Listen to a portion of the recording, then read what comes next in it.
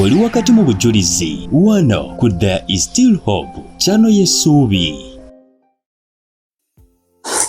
Kale akawungeza akalungi yonna gy'osinzira okuba nga ate otulaba naku z'omwezi 15 January 2026 gye tuyiseeyiseeko eyo ndowooza okubala obululu kukyagendera ddala mu maaso tujja kuba nga ate tubategeeza. Kakati nja kuwuliza obujulizi buno. Obujulizi buno mbuwulidde ne mpulira nga n'amaziga gampitamu. Buli so emotional, buyigiriza, busomesa, bukulaga okwesiga Katonda n'okulindirira okuva eri Katonda n'okulaga nti okubeerwawo kwo kwonna kuli eri Mukama Katonda. Nkusabye omuzadde buwulirize, naawe omwana buwulirize. Dakika zijja kuba 22 naye nkubuulira nti webunaggweerako ojja kuba tosigadde kyekimu. Enjala gy'oyagalamu Katonda, enzikiriza gy'okkirizaamu n'ennyuuna gy'omunoonyaamu ejja kuba nga ate esukkulumye. Kankomewo.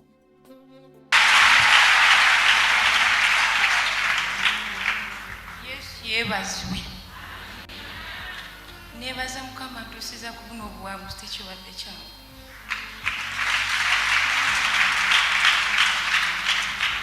Najja wano mu mwaka gwa 2015 ng'okusoma kugaali.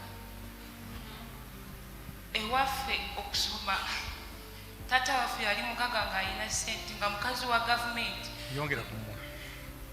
Nga mukozi wa gavumenti naye nga tafaayo okusomesa abaana. Nga ye kyatulamu nti yali musiraamu. Najja wano mu 2015 ng'okusoma nali nsomera ku IU University. Naye mabega mu primary nasomera mu PLE schools, UPE schools ezo tebasasula.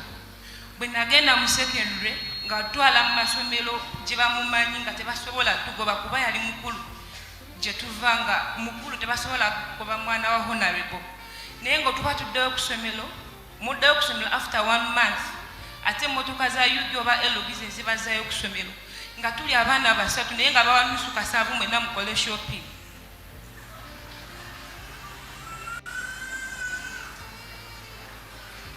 Yatuzangayo okusomero ku makya abaana bonna ne babalaba nga bali ku assembly abaana honorable babo bayingiddewo naye nga bayaka bazaayo enkeera ne bagoba namwe ne basoma amannya ge muba ne bagenda okubamu abagidde mu UG.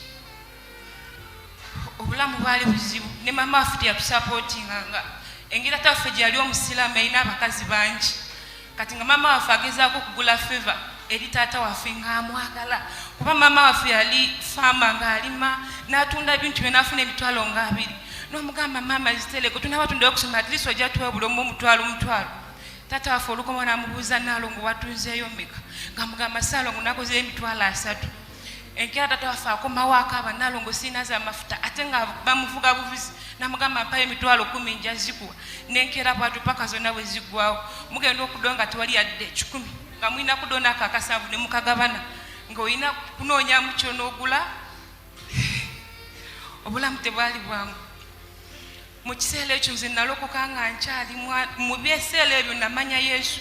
Ebintu byajjanga ne bintuga naye nga bw'oyita Allah takuyamba naye nga bw'oyita Yesu ekintu nga kigenda.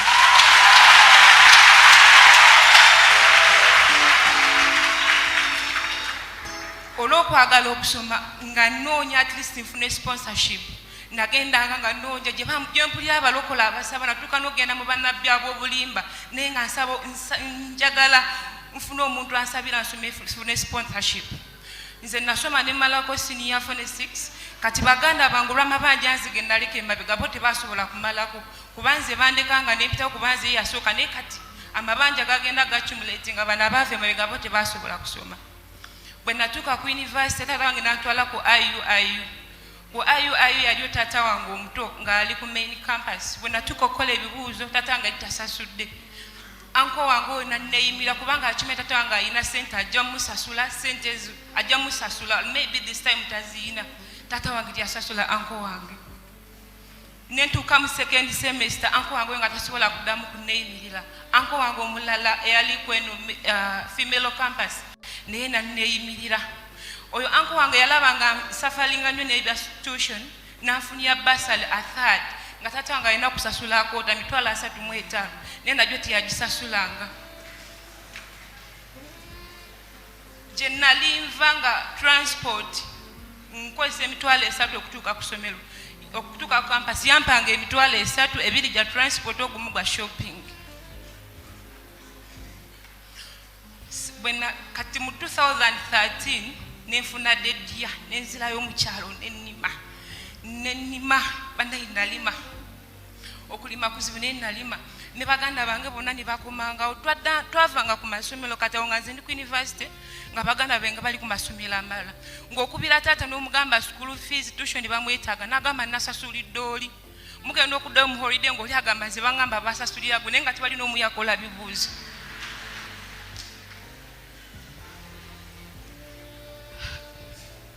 Dediya yange we yali eweddeko mu 2014 nga nina okuddayo ku ssomero nangamba ngenze ku office ngenda kukubira essimu ojje nkuwe school fees oddeyo ku campus. Ne mugamba kale taata nenninda essimu okuva ku makya paka saawa 10 nenzigwamu amaanyi nga tankubidde essimu nennyingira mu nnyumba nenneebaka bwe yakomawo n'abuuza eno malaaya elazeewa. Buli omu n'abuuza ani malaaya, nabuuza kino ekidongo kilazeewa kiwibalo. Lwaki yali abakyaye bw'atyo? Nze ekyankyaya kwali kulokoka.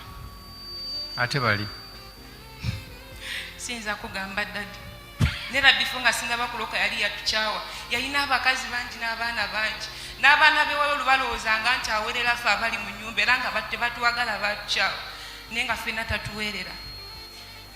Bwe yanvuma bw'atyo yanvuma eno malaaya eriwa kuba nali simukulisizaayo okunvuma bw'atyo.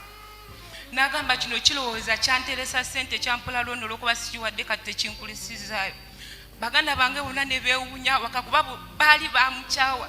Nze nali mukulisangayo nga buli wakomawo nze ngenda ne muggyako ebintu mu mmotoka naye nga bano tebaagala kumanya nga bwakomawo nga bonna beekweka emmanju w'ennyumba.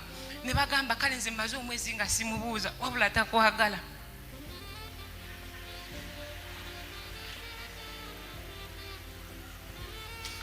Nenkaaba amaziga nemala ewaka weeks 2 nangamba ne ssente zembadde ngenda okuwereramu okusoma ngenda zizimbamu ennyumba yange ate okuze n'okula gwe nkufunira haja ayinza okumpamu ente nga 10.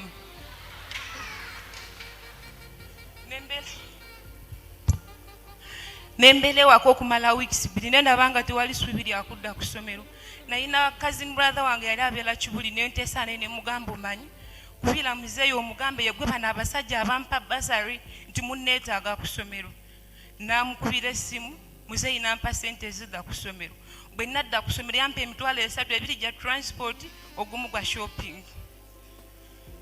Bwe naddamu omukubira essimu jjukira naye nfunye dedya nga bamanja ssente z'emabega ne zino ssente za basari ezajjanga ono anko wange w'oku IU natandika okuzitema ng'okwesasula ssente ze. Nembeera ku ssomero nga mikwano gyange giri mu 3rd year nga nze ndi mu 2nd year be bampa ekyokulya nga bafuna emmere buli omu n'ayawuzaako akootakoota ne bampaako.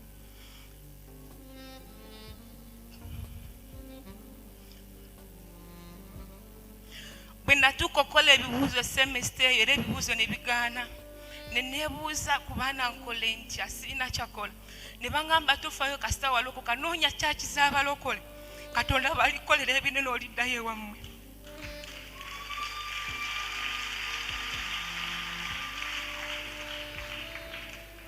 Nenkwata ebintu byange nengende wa brother wange oyo w'Ekibuli nembeerayo ndowooza omwezi gwali gumu. Bwe nabeerayo naye nga neetanjagala ate nga yali amanyi bye tuyitamu ewaffe naye nga tanjagala nangamba wandifunye ew'okubeera ne mugamba tofaayo ngenda gende wa mukwano gwange mwebuuzeeko nja kudda. Mukwano gwange yali Mutundwe. Najja wano nga tajja atwala basingoozi ku lusozi yali Friday ne nyambuka olusozi ne tusulayo ennaku 3. Single meeting we yaggwa abantu ne batamba bonna ne bagwa ku lusozi ne badde waabwe naye nga nze sirina wakudda ne nkaaba amaziga. Netandika okubeera ku lusozi nga mbeerayo ku weekend Monday to Friday nga nzija wano nga bwe tumala okusaba ssaawa 11 nga nina okutambula paka ku Prayer Mountain nga basikali tebannaba kuzuuka kuba nabo basabanga lusita ate nga sigiina kati nga nina okukeera ennyo nepitawo ng'obudde bukyali. bwezatukanga ku Mande n'entambula n'enkoma wane n'Emutundwe nabeera ku lusozi okumala emyezi 5 nekuba namala ngenda kunga siridde ne nagamba Mukama sigenda kusabiriza nengenda tunuulira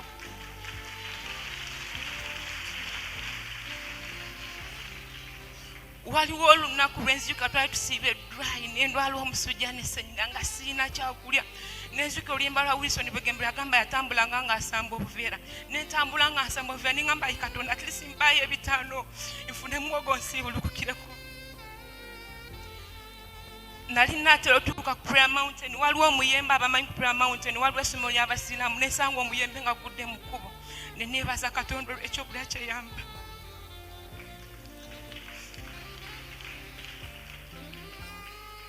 mu mwezi ogwokutaano waliwo omukyala asabira waneeno nansanga ku lusozi nangamba naye gwe sikusanga ku lusozi nkusanga mu ddundu ekikyo nali nagana okubuulira omuntu yenna embeera gye mpitamu nga nagyesigaliza nzine mwoyo omutukuvu omwoyo omutukuvu nangamba mugamba amazima omukyala ne mugamba embeera gye mpitamu nakwata 13 zayina mu nsawo n'atambula n'agenda ku Mande najjanga noonya ne Mutundwe kuba nabeerawo nga nagambye bba wange namugambyeko by'oyitamu nangamba nkutwala ewaka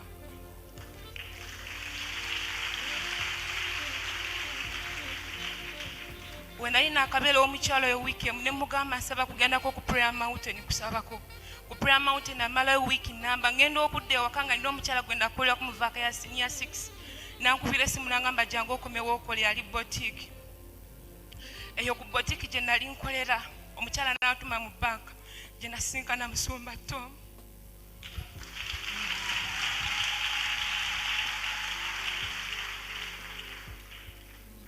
dadi namusanga mu banka nenjukira kyatera okubuulirako nti mu buloko temuli coincidence nengamba mwoyo mutukuvu gondeese wano waliwo ensonga lwaki ondeese wano yali bize nga alina byakola mu banka nensaba eyesaa nengamba mu buloko temuli coincidence lwaki ondeese wano kati bwe yamala omusajja gwe bali batumye okukola mu banka nampita nga ne dadi amaze byakola nali naakagenda w'omusajja oli n'afuna phone call nensigalawo nze ne dadi nemunyumiza embeera gye mpitamu dadi embeera nemukwatako nambuuza kiki oyagala mu bulamu oyagala bizinesi oyagala kuddayo okusoma nemugamba dadi njagala kuddayo okusoma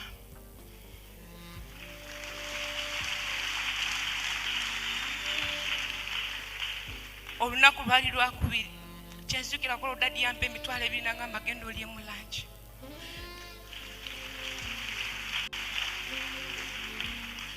nangamba ku Friday wemba mmaze okubuulira ngoberera tugende ffenna waggulu bwe nagenda naye waggulu nangamba muddemu mubuulire bikinga we kyali nga lowooza maybe nyinza okubeera site omufere w'e Kampala nempimunyumiza byonna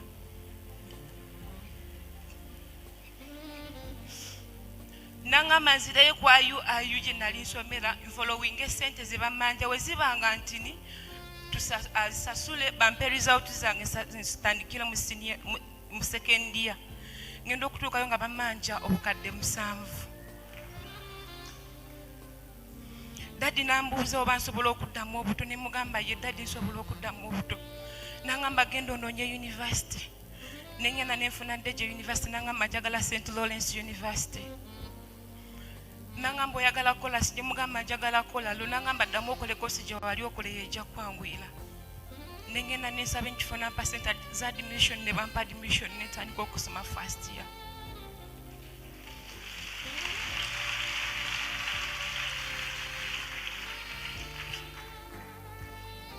bwe namala okusoma first semester eri family gye nali mbeeramu omwami ng'agenda kuleeta abaana ba muganda we ba orphans ne bangamba Maria tetumanyi naye gende wa Musumba Tom omugamba akufunire w'okubeera kuba tugenda kwetaba mulekwa tetugenda kudda mu nnyumba nengamba sijja genda wa Musumba Tom naye Katonda eyanfunira family nasobola okunfunira family endala nenkwata engugu zange nenzeyo ku Prayer Mountain bwe nagenda ku Prayer Mountain lunaku lwali nali nkola pepe esembayo mu first semester ekiro ekyo nga mmaze okola pepe ensawo ne bagiba yali mu buli kimu ekyange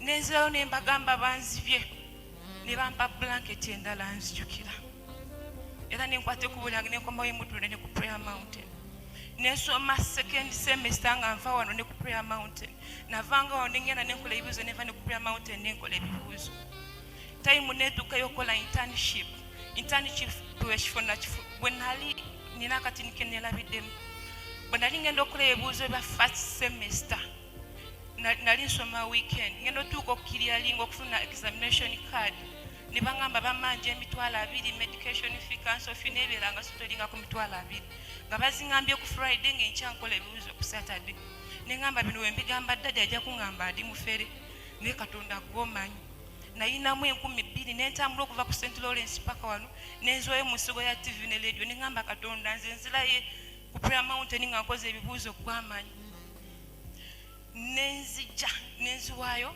nentambula nentuuka ku gate ne baŋŋaana okuyimbira nga basina examination card nensigalawo nga nsinza Katonda ku gate niwabakirawo mukwano gwange nangamba Maria nga gwe toyingidde ne mugamba baŋŋaanye okuyingira okubanga bamanja ssente nangamba ssente mmeka ne mugamba $2,000 nangamba Maria nga sina ssente za Uganda ogenda kukolota ne mugamba simanyi nangamba ne Kampala Casino ssente forex bureau yekola 24 hours nampa $10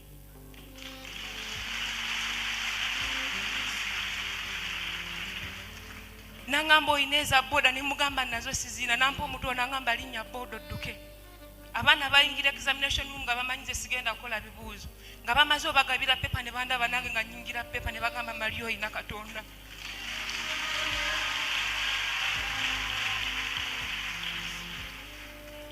essaawa yatuuka eya internship nagifuna kyankwanze n'embalala naye ng'obwembalala yali muvubuka nga tusoma naye ng'akola mu wota nangamba bw'ojja embalala ogenda kubeera mukazi wange Maria nze nakwegomba dda nembeera waka wiiki namba nga abaana batandisa internship nga nze sinaba kutandika nengamba Katonda nkoze ntya nga ekyankwanze bansabye ssente za rent $10,000 dadi yali yampa $25,000 n'engezo gyaza university nga sobola muddamu munnyonnyola ate nezikiriza Katonda bwe namala ewaka wiiki namba nga sinabola kola internship nenyambuka olusozi lwali lwamukaga nengamba Katonda enkya ngenda kyankwazi kama mbaya ni mbaya nengenda nensaba ekiro kyonna awo Katonda yali ampadde family endala gyembeera nayo era nakati gyembeera nayo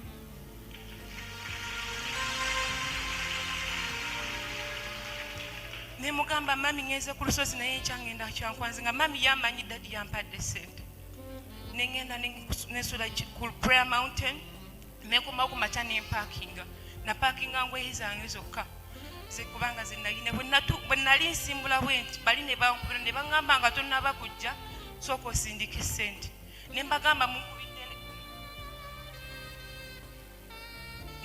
munkubidde leeti kuba ssente nziina olwedde mu ngalo nina cash kantuukeyo nzibawe naye nga ssente mu butuufu nali siziina eza rent nga ndi mu kukkiriza era nagenda mu takisi egenda ekyankwanze nga nsaba nga mugamba Mukama gw'omanyi natuuka ekyankwanze essaawa 12 ne bandaga ennyumba ng'ennyumba erimu okutandikira ku foogo paka buli kimu ekyetaagisa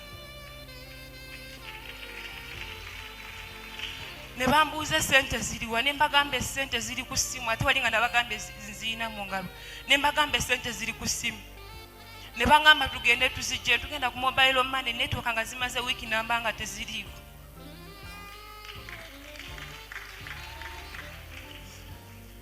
nembalayo okumala ennaku 2 nga network teziriyo olwokusatu ne wabawo omwana gwe nali nasanga ku lusozi ne muyamba nagamba Maria wanyamba nnyo naye simanyi nti mu nsi ekyaliyo abantu abayamba nampeereza $10,000 ng'akasiimo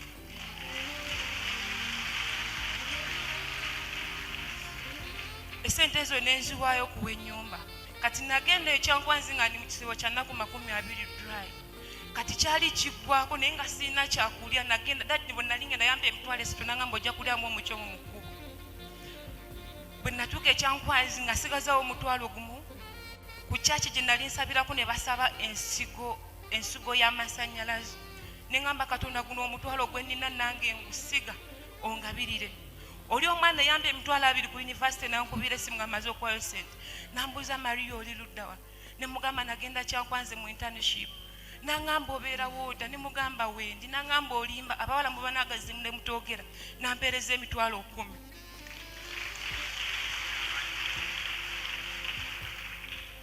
buli Sande yamperezanga emitwalo ng'etteeka ebbanga lyonna linamala ekyankwanzi. Bwe nakomawo nga atandise sekenja, Katonda nampa omulimu.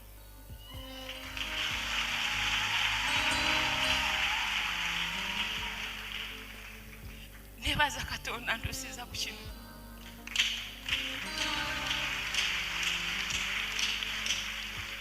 Bantikidde lunaku lwajjo.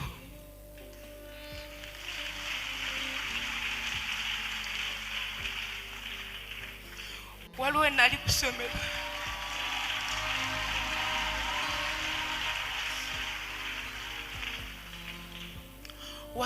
ku ssomero. Omwana ansanga nga ndi ekikomando. N'aseka bano basile inagamba bujje simanyi nti n'abawala bali ekikomando. Nenzija nembinyumiza dadi nti omwana yansanze nga ndi ekikomando n'asekera ne banne. Dadi n'atandika okumpanga ssente eziwera nneme kuddamu kulya kikomando.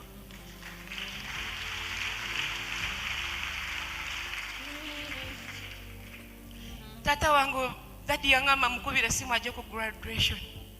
When namukubira essimu olw'okuba yali yagamba abantu, tata wange yangamba nga ndibeera ndongo sina kye ndibeera mu nsi eno.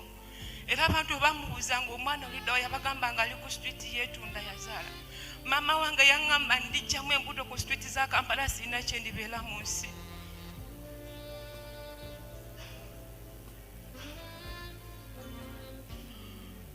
Bonna bakubira essimu ne mbagamba bajja bagenda kuntikkira olw'ensonyi nga tebalina bwe bajjawo kiri bagambe nti mbadde ngenda kusoma.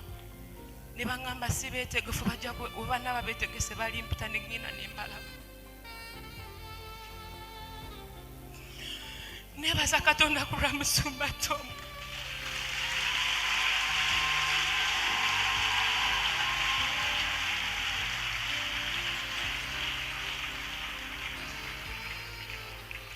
Simanyi kye nandibadde olwaleero. Mbeera naye ne mugamba naye dadi senga tewanjagala nze nandibaddewo. Senga tewansomesa nze nandibaddewo. Osanga ebyakitange byandibadde byatuukirira nga ndi ku street. Neebaza Katonda oyo omulamu.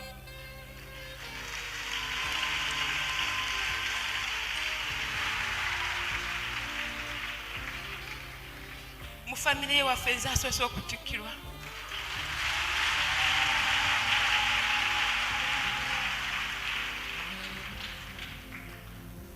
Weebale Yesu.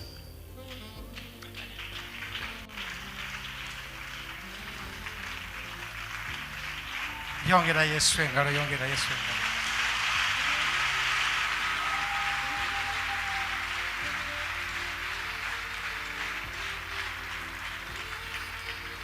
Kale no mwana wange nze njagala kubulira nti bw'olemerako Katonda naye alemerako. Ndowooza obujulizi obwo obuwuliriza bulungi. Akaaba amangu ndowooza bugenza okuggwako nga naawe amaziga gakuyiseemu. Mwana muwala yayita mu bintu bingi. Bayibuli egamba nti buli aligumiikiriza okutuuka ku lunaku olusembayo alirokolebwa. Amazima yalokolebwa. Ebibonyoobonyo by'omutuukirivu bingi naye Mukama amuyisa mu byonna. Bazadde manyi waliwo abazadde nga tebafaayo ku baana, akugamba nze nga nabonaabona ani yannyamba nabo bajja kukola ebyabwe. Imagine akola mu gavumenti naye tasobola kulabirira baana. Kale kino kituwa ekyokuyiga nga ffe abazadde. Omwana bw'oba nga tugenda muwa musingi, amazima kijja kuba kizibu nnyo. Kitegedde kijja kuba kizibu nnyo omwana oyo. So yava mu famire balina ssente, be bagenda leeti ku masomero n'oyiseeko omwezi. So baana bangi bayita mu mbeera eyo, naye njagala okugumya nti Mukama ajja kukola ki? Ajja kuwanguza. Obujulizi bungi, asula ku lusozi. Obujulizi bannaaye bulowoozezaako ne ngamba kiki kino. Ono mwana muwala yalina okukkiriza, yali yeesiga Katonda. Yali asiba mutundu asula ku lusozi, wiikendi agisiba ku lusozi. Okitegedde? Naye mu byonna teyagenda nga akabira buli omu embeera yagikabiranga Mukama Katonda. Imagine teyagenda nga azunga ku buli omu bana empita mu kino yali agikabirira Mukama Katonda. Ate ne credit nenjiddiza Musumba Tom, wale Musumba Mukama akuwa omukisa ayongera okukuuma. Ate n'abali kumpi naawe bayigire ku ggwe n'oliwo ovuddewo babeere n'omutima ng'ogugwo. Ate oyo omu naye bangi bayamba, ate bangi abaddukira emutumbe nga beetaaga buyambi. N'abafere tuva mwana muwala yeesiga Mukama, agaba Mukama ono Musumba gwe kasobola okwogera naye. Mpoza paati we yasirikana Musumba Tom mu banka banaye nga sister wagambye, there is nothing which happens for coincidence. Buli ekituukawo kiba n'ekigenderwa. Okuva n'olwaliro njagala okimanyi nti buli ekituuka mu bulamu bwo wabaawo ekigendererwa, teri kimala gaggwawo. Imagine bamutumye mu banka okubankinga ate gy'asanze Musumba Tom, ate ono manager afuna essimu Katonda alikola nno kati ajjawo ono basobole okuba nga boogerezeganya. Can you imagine? Ate Mukama namuwa omwoyo w'amagezi n'asaba ekisaanidde. Singa yali muwala Musumba njagala nfuneyo akayumba ate ntandike olubizinensi nange njiye obulamu. Yagamba njagala kuddayo kusoma. Bannaaye tumanyi ng'ebintu ebigenda okutwala amaaso. Omanyi mu bulamu waliwo kye tuyita want ne need. We must have, weetaaga needs si wants. Oshegede? Very powerful. Ngeri Mukama gye yamuconnectinga ku bantu, engeri gye yakolamu ebibuuzo, lowooza owulidde engeri gye yakolamu ebibuuzo. Abaana bayingidde, talina ssente, kyalamusa mitwalo 2 zimanyi medical office manyi biki, atidde okuddayo okusaba Musumba. Omusumba buli ssaawa omwetaalako njagala kinaga ate alina ebyokolako bingi. N'asigala ng'asinza Mukama. Bameka mweyembeera nga tebafunyeyo double boyfriend. Sister Mukama akuwa omukisa. Laba Mukama waleeta n'aleeta omuntu n'amuwa $10,000 emitwalo nga 35 ekya Uganda. Okitegedde? Lakola ebibuuzo. Kale ate laba bano gye yali abeera baleeta abaana abalala. Agamba geno mugabe Musumba Tom n'agamba Mukama eyampa bano ajja kumpa. Gwe okukkiriza okwo nga kutono mu bantu. Paati endala enkutteko ng'agenda kola intern. Agenda kola intern. Kavubuka kagamba agwe jangu eno ginafuka mukyala wange. N'agamba no sijja.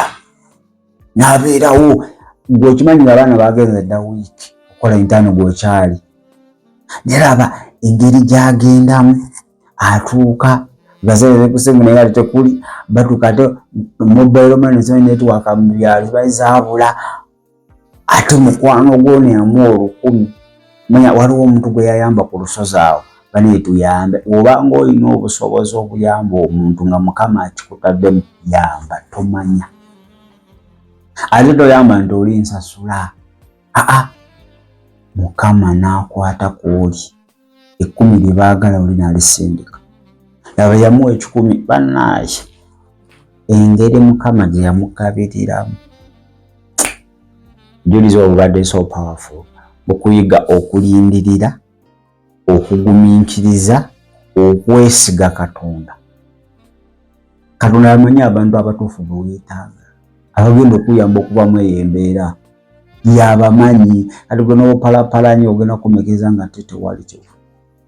Buno obujulizi ndowooza tebukolesa kyekimu. Bukutaddeko ku level endala. Okitegera? Kati akasembeyo abazadde. Bana abazadde ebisonyi omukulu tasobya obusungu ensonyi muleme zifuula busungu. Omwana akuyise.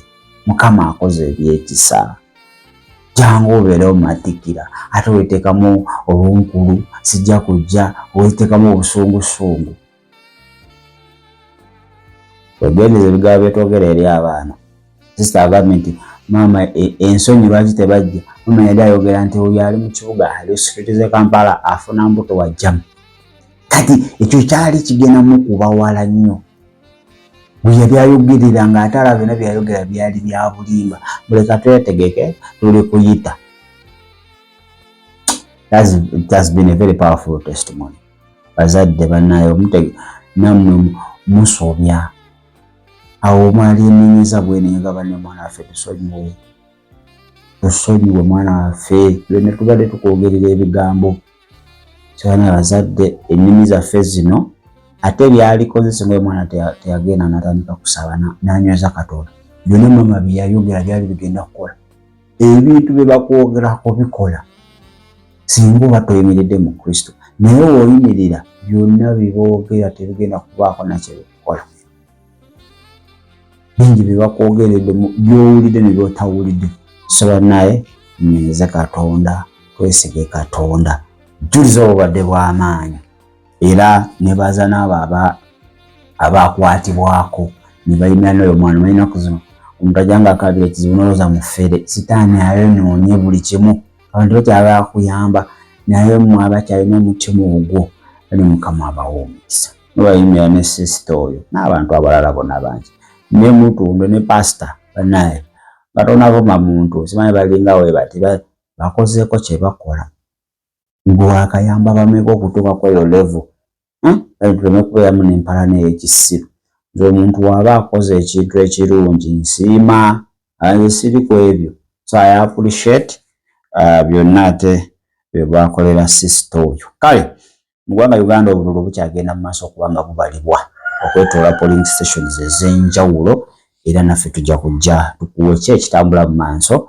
Ndowooza bona ekiro ky'olwaleero akakiiko k'ebyokulonda kajja tandika okuba nga katuwa ku updates nga we ziyimiridde. Naye Uganda internet ye ekyali off. Abantu bakyali off okwetooloola eggwanga lyonna. Ffe nga there is still hope. Engeri gye tuweereza Mukama ffe eyaffe yabikozeeko dda. So yonna gye muli abali mu ggwanga Uganda abamu abatulaba abatonotono n'abali ebweru w'eggwanga tuli mu period nga tulindirira twesiga Mukama ani addako okubeera president w'eggwanga Uganda. Ebintu si birungi nnyo okutwaliza awamu obunkenke bw'amaanyi okutambulatambulako ekyo majje n'emmamba. Bunkenke bw'amaanyi nnyo naye okulonda kuwedde saawa zino ziri mu 12 akalulu bakyakabala. Kale byonna ebinaavaayo nga ffe there is still hope. Tujja kujja ate tukubuulire biki ebinaaba ate bivuddeyo. Kaneetoolemuko katono nkwagaliza ate akawungeeza akalungi. Ndowooza kankugambe essula bulungi ate era weeraba. Obwo bwe bubadde obujulizi bwa leero ku There is Still Hope channel